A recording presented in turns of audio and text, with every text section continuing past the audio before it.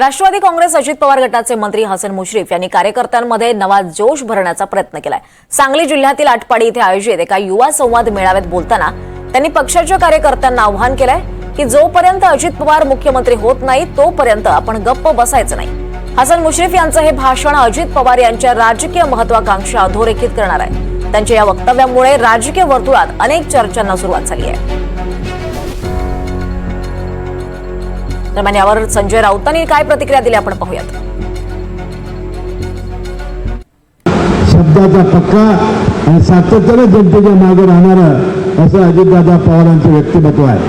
बंधुभगिनींनो, त्यांना फार मोठं भविष्य आहे, ज्याचा संकल्प निशिकांत पाटलांनी केला की आपण भविष्यामध्ये कुठलाही पक्ष आपला नेता मुख्यमंत्री व्हावा हे स्वप्न बघतो।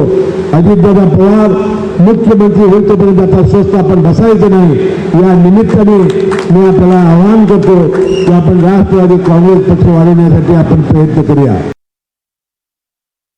अजित पवार विक्रमी वेळा उपमुख्यमंत्री झाले, विक्रमी वेळा।